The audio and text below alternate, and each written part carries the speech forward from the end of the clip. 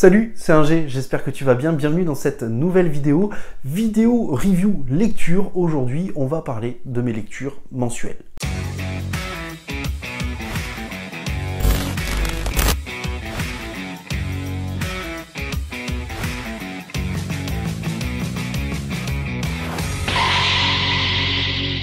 Du coup, on va faire la review en deux parties. Une première partie avec Marine et la deuxième partie avec moi tout seul.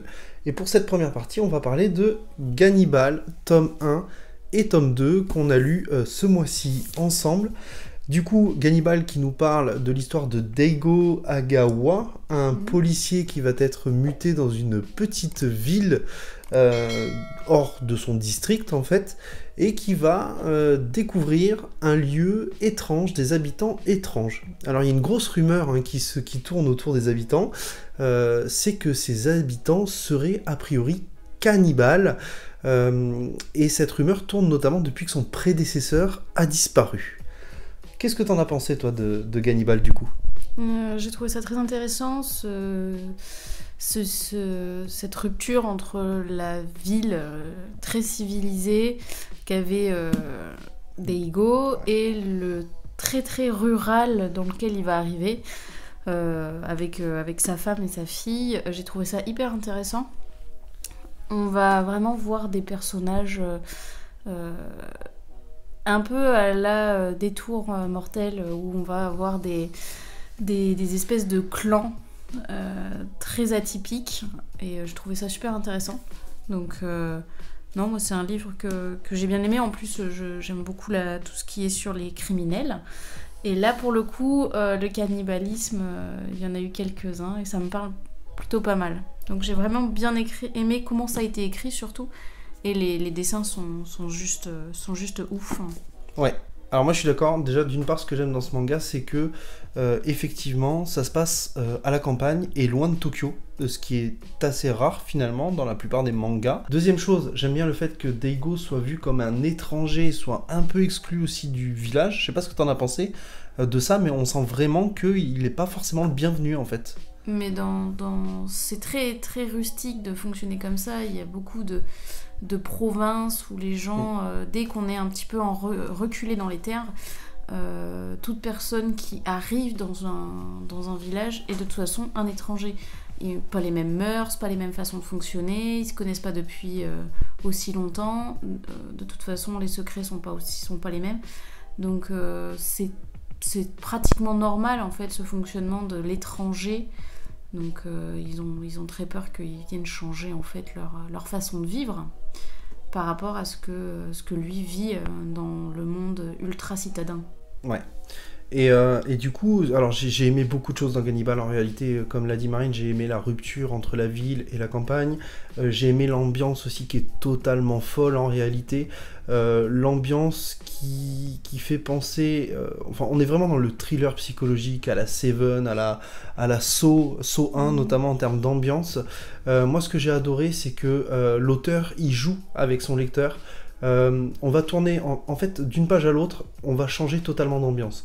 On va voir un personnage principal qui va être joyeux, qui va boire une bière avec les habitants, et la page d'après, en fait, il va se faire braquer, il va avoir un fusil sur la tempe. Et je trouve que cette rupture d'ambiance d'une page à l'autre, elle est juste extraordinaire. Il y a plein de scènes qui m'ont fait frissonner. Il y a des moments très sérieux qui nous font poser des questions. Qui est vraiment le méchant? Pourquoi son prédécesseur a disparu? Qu'est-ce qui lui est arrivé? Est-ce que c'est Daigo qui perd la tête, ou est-ce que il est vraiment tombé dans un village de fous? Et qui sont ces fous du coup? Est-ce que c'est le clan Kugo dont on nous parle Kogo dont on nous parle au début du récit, ou est-ce que c'est vraiment les habitants? Enfin, il y a vraiment une ambiance de fou autour de tout ce qui s'y passe, et bien sûr c'est accentué par les dessins qui sont absolument magnifiques et bourrés de détails. Vraiment c'est incroyable les dessins. Ouais, après ce manga il est presque schizophrénique, hein. Comme tu disais, on passe d'une ambiance pratiquement normale à des ambiances très très lourdes. Et comme tu disais, le fait de plus savoir si c'est lui ou si vraiment il a des preuves en fait de ce cannibalisme, ça fait Ça fait presque penser à Shutter Island, où on sait plus en fait trop si c'est la personne qui est folle ou si elle devient folle à cause de cette histoire. Et le manga est très très bien tourné. Je vais, je pense, investir dans les prochains tomes très rapidement pour avoir la suite, parce que c'est très prenant en fait. C'est une enquête policière, hein. On est vraiment pris dans une enquête policière. On a envie de savoir comment ça se passe. On a des flashbacks de sa vie d'avant. Et on a aussi...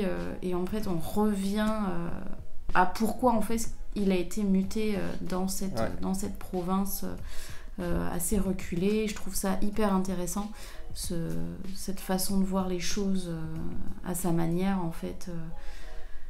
Il est très enquêteur dans toutes ses recherches. Et surtout, il va pas se laisser faire en fait par ce clan Kogo qui paraît très étrange et qui fout un peu les jetons quand même. Et surtout, notre personnage principal, en fait, ce qu'on apprend, en tout cas dans le tome 2, c'est qu'il est pas blanc comme neige non plus, quoi. Attention. Ah non, il fonctionne un peu à la Punisher, quoi. Voilà.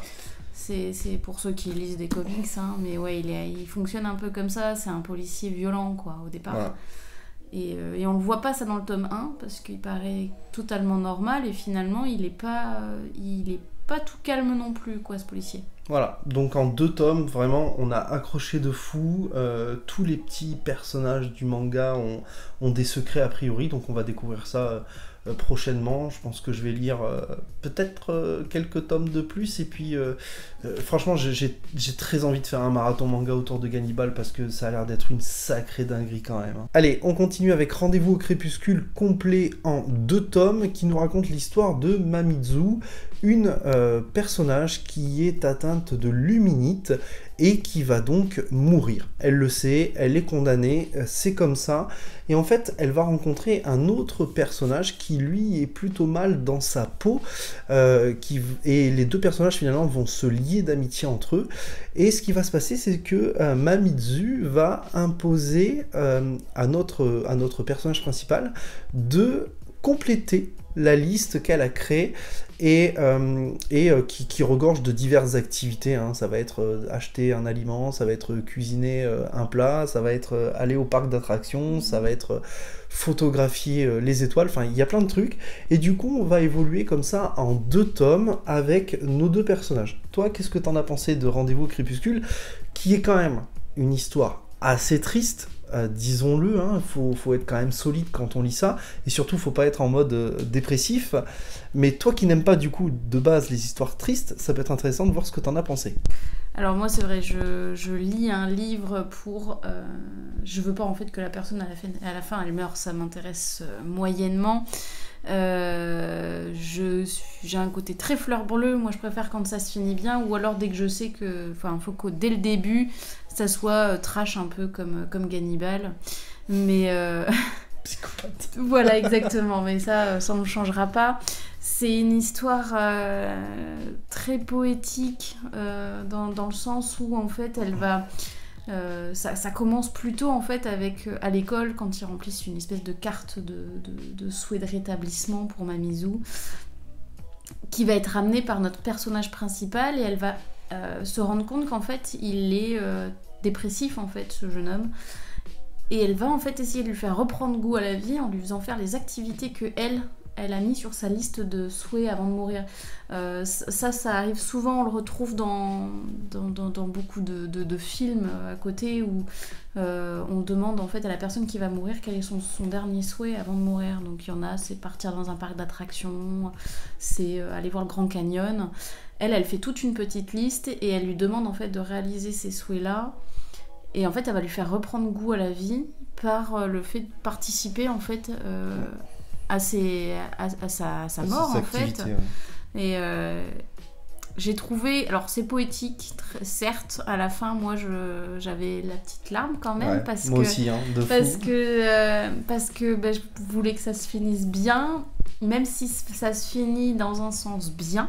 Oui. Pour un des 2 personnages, on sait que Mamizu va mourir. Moi, la première chose que j'ai demandé, c'est elle va mourir dans le 2e tome, et forcément il m'a dit oui, j'ai pas envie de continuer. En fait, c'est même pas un spoil, c'est-à-dire que dès le départ, en fait, on le sait. C'est annoncé dès les premières pages, en fait. Oui, mais moi je pensais que quand même il y aurait peut-être un petit truc de retournement de situation. Voilà, en fait, et la luminite, c'est très poétique comme maladie parce qu'elle s'illumine à la lumière des étoiles, en fait. Elle devient lumineuse comme une luciole. Brillante, ouais. Ouais, c'est poétique, hein, c'est joli comme maladie, mais à la fin, c'était quand même dur, quoi. Après, c'est un très beau manga de par la fin, déjà, parce que la fin, elle est très poétique, elle est très douce, et effectivement, elle va vous faire lâcher votre petite larme si vous n'avez pas... si vous n'avez pas un cœur de pierre, mais au-delà de ça, j'ai trouvé qu'en 2 tomes c'était vachement bien parce qu'on avait plein de thématiques différentes. On avait la maladie, on avait le deuil, on avait l'amour, la dépression. Au travers de la liste, comme dit Marine, en fait, elle va lui redonner goût à la vie à notre personnage qui s'appelle Takuya, mais elle aussi, elle va vivre au travers de Takuya, au travers des activités, puisqu'à chaque fois, il a cette petite obligation de faire une vidéo, une photo, etc. Et je trouve ça beau d'accompagner quelqu'un quand même dans la mort d'une certaine manière comme ça. Je trouve que en 2 tomes, ça développe bien ces thématiques-là. Il y a très peu de personnages et tant mieux, j'ai envie de dire, parce qu'on a quoi, 3 personnages, hein, 3 personnages ça, principaux, hein, 3 personnages principaux et ça suffit amplement. De toute façon, il en aurait pas fallu plus en 2 tomes. Je trouve que c'est une histoire quand même qui est très jolie. Mature, hein, quand même, on va pas se mentir. Les dessins sont absolument magnifiques. Enfin, le coup de crayon est absolument sublime, moi j'ai trouvé. C'est très pur. Ouais, c'est un côté très pur. Très pur, c'est très... comme tout le manga, hein, vous aurez pas de scènes qui peuvent être dérangeantes, comme dans certains mangas. Là, tout est très pur, très beau, en fait. Très épuré. Les relations qu'il y a entre les personnages sont très franches, très belles. Et on sait que de toute façon, ils vont tomber amoureux, machin, etc. Mais c'est amené de façon tellement jolie et tellement douce qu'en fait, même si on sait qu'elle va mourir, c'est un manga qu'on a envie de finir pour savoir ce qui va se passer, quoi, et comment est-ce que lui va vouloir la rejoindre un peu à la Roméo et Juliette, ou est-ce que finalement il va continuer à vivre pour elle, quoi. Et bon, ça vous aurez qu'à lire le manga pour savoir, mais c'est vraiment très très beau comme histoire. Très très belle histoire, et je pense que des petites séries comme ça en 2 tomes, j'en reprendrai. Et d'ailleurs, si t'as une idée, si t'as une suggestion, n'hésite pas à la mettre en commentaire. Moi, ça me donnera des idées d'achat, et puis ça fait kiffer, hein. Ce genre d'histoire, ça fait vraiment kiffer aussi, hein. Allez, cette fois je continue tout seul sur Valkyrie Apocalypse, un manga qui est d'ailleurs été adapté en animé sur Netflix, et c'est d'ailleurs comme ça que j'ai connu le manga, hein, c'est par l'adaptation, et surtout je les ai achetés pour Marine, Marine qui ne les a pas encore lus. Valkyrie Apocalypse, très clairement, c'est l'art de la baston facile, hein, très honnêtement, on est sur un manga du shonen de baston, ni plus ni moins, mais attention, moi je suis quelqu'un qui n'aime pas spécialement les mangas de baston qui n'ont pas vraiment de scénario. Typiquement, Baki, c'est un manga que j'ai testé et que j'ai détesté, finalement. J'ai pas aimé parce que je trouve qu'il n'y a pas vraiment de scénario. Là, il y a quand même un scénario. C'est-à-dire que dès le départ, on nous dit que les dieux veulent détruire l'humanité, les Valkyries vont s'y opposer et vont proposer un tournoi entre les hommes et les dieux, et en fonction de qui gagnera, soit la Terre sera détruite, soit la Terre sera sauvée. Donc vraiment, en quelques pages, les enjeux sont posés, on a la base de notre histoire, et on va évoluer comme ça. Et du coup, très rapidement, on va enchaîner avec le premier combat, et le premier combat qui oppose notamment Thor à un personnage. Et ce que j'aime beaucoup dans Valkyrie Apocalypse notamment, c'est que, eh bien, on a déjà d'une part un mélange au niveau des cultures, des religions notamment, puisqu'on a des dieux de mythologie totalement différentes. On a la mythologie grecque, on a la mythologie nordique, on a plein de mythologies différentes. Et puis au niveau des hommes, eh bien, ce sont des personnages qui ont existé et dont l'histoire est adaptée pour le manga. Donc déjà, il y a un petit côté historique que j'aime beaucoup. Au niveau du scénario, c'est simple, c'est décomplexé, hein, très honnêtement. C'est même parfois totalement what the fuck, notamment quand on regarde la puissance des personnages. On a ce côté très brutal dans les combats qui sont très violents, qui sont aussi très épiques à certains moments, je trouve. On a ce côté très epicness dans les combats. On a les personnages un peu sexy du manga, comme ça se fait dans certains shonen. Donc c'est pas un manga que je mettrais dans toutes les mains, mais c'est vraiment un petit plaisir coupable de voir des humains et des dieux à la puissance complètement démesurée se foutre sur la gueule. Et ça me rappelle en fait de nombreux gros combats de manga que j'ai kiffé, que j'ai surkiffé. Sauf que là, on a des nouveaux personnages. Donc c'est vraiment très très cool. Si vous hésitez avec ce manga, sachez que moi c'est vraiment l'animé qui m'a fait découvrir ce manga, qui m'a fait kiffer. Et du coup je me suis lancé après dans le manga, et vraiment j'ai qu'un seul point de déception en réalité, c'est les dessins. Voilà, il y a certains visages, il y a certains personnages que je trouve pas si bien dessinés que ça, pas très précis en réalité. C'est parfois un peu brouillon sur certains combats où j'ai l'impression de ne pas percevoir tous les mouvements, mais dans l'ensemble ça va, ça fait le café, et c'est suffisamment clair pour continuer. Moi j'ai lu les 2 premiers tomes, franchement je pense que je me prendrai le tome 3 et le tome 4 prochainement, et puis que je me ferai peut-être 2 tomes par mois ou un truc du genre, mais dans l'ensemble j'ai plutôt bien kiffé. Allez, on continue avec la grosse découverte de ce mois-ci. Eh bien, c'est les 3 tomes de Full Metal Alchemist, les 3 premiers tomes. Comme je te l'ai dit dans la vidéo achat, très clairement, je ne connaissais pas Full Metal Alchemist. Je n'ai pas vu les animés, puisque je sais qu'il y en a 2. Et très honnêtement, j'ai beaucoup kiffé cette lecture. Donc pour ceux qui ne connaissent pas, dès le départ on nous dit que voilà, les frères Elric ont tenté de ressusciter leur mère avec l'alchimie, mais grosso modo l'un des frères a perdu son corps, et le deuxième a vu son bras et sa jambe être sacrifiés pour tenter de sauver son frère. Donc on prouve dès le départ de l'histoire que l'alchimie, attention, c'est pas un jouet. Très clairement. Deuxième chose que j'aime beaucoup au niveau de Full Metal Alchemist, c'est que les personnages, ils arrivent dès le départ avec une histoire, un vécu, de l'expérience.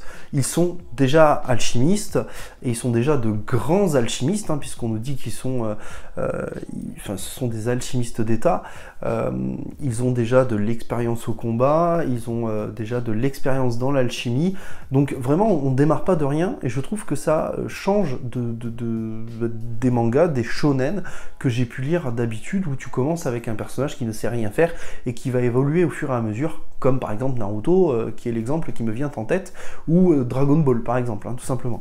Donc vraiment j'ai kiffé ce pan-là du scénario. Ce que j'aime également, c'est que du coup on va découvrir tout avec les frères Elric, et surtout on va comprendre pourquoi ils disent ça, on va comprendre ce qu'ils font au fur et à mesure. Et puis j'aime beaucoup les thématiques qui sont abordées dans ce manga. On va nous parler de politique, on va nous parler de corruption, on va nous parler de la différente vision qu'ont les personnages antagonistes et protagonistes de l'alchimie. On va découvrir bien évidemment au fur et à mesure les dessins des antagonistes. Donc vraiment pur kiff à ce niveau-là. Il y a un vrai travail de world building et de magic building dans ce manga. Manga qui va nous promener dans différents lieux, en tout cas sur les 3 premiers tomes, et on va découvrir ces lieux au fur et à mesure. Ouais, ça me fait kiffer. Il y a vraiment beaucoup de taf à ce niveau-là. Le seul point noir, encore une fois, alors c'est pas tant au niveau des dessins, parce que les dessins, je les trouve absolument superbes, mais c'est ce manque d'arrière-plan tout le temps. Voilà, je trouve que ça manque un petit peu de détails, ça manque un petit peu de décor. On est très vite, en fait, on est sur des dessins qui sont à la fois très beaux, très joli, et en même temps on est dans le simplisme en fait, parce que souvent en fait on a très peu de détails en arrière-plan, et c'est ce que je trouve un petit peu dommage. C'est dommage parce que on nous emmène dans des villes où a priori il y il y a des châteaux par exemple, et je trouve que ça apporte vraiment une note en plus de voir ce genre de paysage. Moi qui suis très héroïque, fantasy, très clairement, Full Metal Alchemist, c'est à ça que ça me fait penser. Et ouais, ça manquait un petit peu peut-être d'arrière-plan, mais dans l'ensemble, très très bonne histoire, en tout cas sur les 3 premiers tomes. Et j'ai très hâte de me procurer la suite. Enfin, j'ai la suite, hein, j'ai jusqu'au tome 6, voilà, mais je vais me procurer la suite très vite et je vais lire ça très vite parce que gros kiff, hein, j'arrivais pas à lâcher la lecture, c'était vraiment très bien. On va finir cette vidéo avec 3 tomes qui parlent de sport, et le premier manga, eh bien, c'est Slam Dunk, relecture pour moi de ce manga avec les 2 premiers tomes de Slam Dunk. Donc, si tu connais pas Slam Dunk, c'est l'histoire de Sakuragi, qui est un jeune voyou, un branleur, qui va s'intéresser au basket pour pouvoir sortir avec une fille qui lui plaît, grosso modo, puisque Sakuragi se prend vent sur vent avec les nanas. Et ce qui va se passer finalement, c'est que Sakuragi, eh bien, on va se rendre compte qu'au-delà d'être quelqu'un qui a du mal avec l'autorité, avec l'ordre, avec la discipline, avec même le respect parfois, eh bien Sakuragi, il a du potentiel pour le basket. Et du coup, il va s'y intéresser au fur et à mesure que l'histoire va avancer. Voilà, je t'en dis pas plus, je te spoil pas si tu ne connais pas Slam Dunk.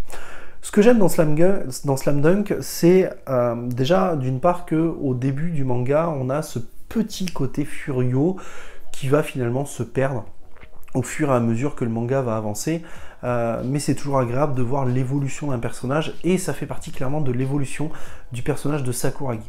J'aime la caractérisation des personnages, j'aime Sakuragi qui provoque des situations un petit peu loufoques, qui fait rire, hein. Il a parfois la même attitude que Onizuka, dans Great Teacher Onizuka, dans GTO.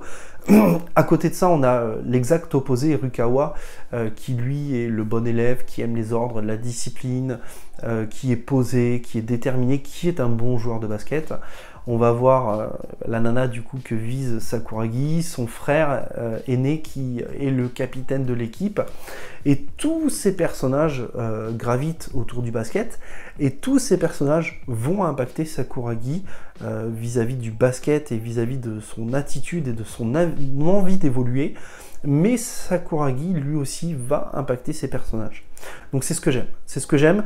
J'aime le côté school life, tranche de vie de ce manga. J'aime les thématiques abordées dans ce manga, que ce soit l'amitié, le respect, l'amour du sport. Et clairement, pour l'auteur, c'est une vraie lettre d'amour pour le basket, très clairement. Et j'aime que on rentre très rapidement dans le vif du sujet, que dès le premier tome, on voit des dribbles, on voit du dunk et on voit du basket. Et ça me fait extrêmement plaisir. Et si je dis ça, bah, c'est pas pour rien, c'est parce que le dernier tome, c'est tout simplement Roku Dennashi Blues, tome 2. Roku Dennashi Blues, si vous ne connaissez pas, c'est l'histoire d'un personnage, Maeda, qui souhaite devenir champion de boxe. Champion du monde de boxe. Mais ce personnage, lui, il a aucun talent pour la boxe, et ça va même plus loin, il ne connaît même pas les règles de la boxe. Donc autant te dire que c'est comme si moi j'avais envie de devenir champion de Formule 1 et que j'avais pas le permis, typiquement. Voilà l'idée. Roku Dennashi Blues, contrairement à Slam Dunk, et en plus Roku Dennashi Blues, on est sur une masterpiece édition là, donc il y a plutôt 4 tomes que 2 en réalité là, on n'a quasiment toujours pas abordé la thématique de la boxe là. C'est-à-dire qu'on a vu qu'il y avait dans le premier tome une baston entre le club de boxe et un autre lycée, et les supporters de boxe. Et là, on va suivre encore un énième problème entre cette fois 2 lycées. À côté de ça, on va voir un petit peu de boxe, mais lui, Maeda, il a toujours pas enfilé les gants. Donc, Roku Dennashi Blues, c'est très lent. Très lent en réalité. Je sais que je l'avais lu dans la version j'ai lu justement quand j'étais beaucoup plus jeune, et je me rappelais pas de ce rythme là, ce rythme qui finalement est un petit peu lourd, on va pas se mentir.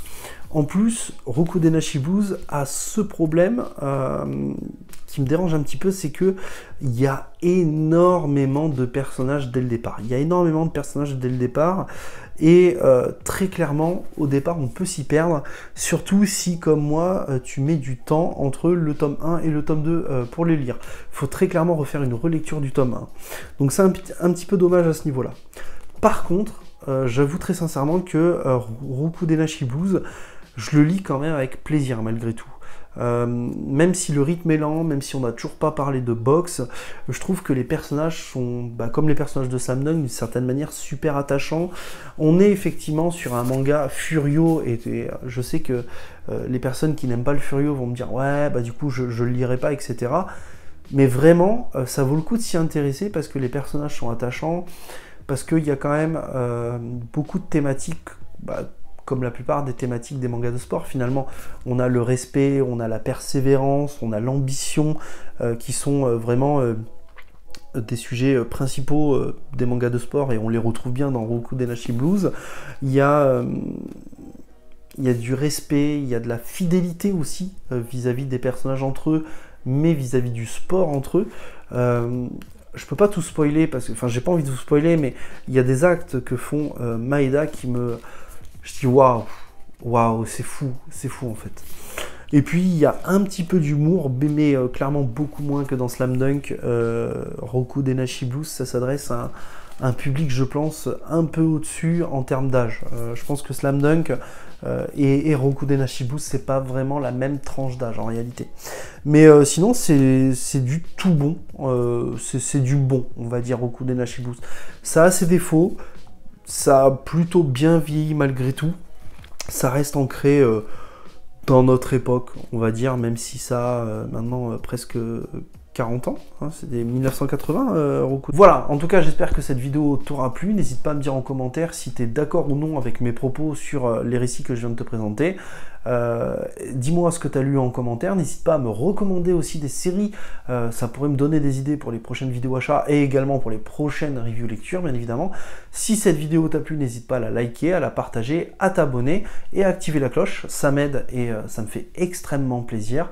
Je te dis à très très vite. Prends soin de toi et n'oublie pas, de grands mangas impliquent de grandes lectures. Ciao!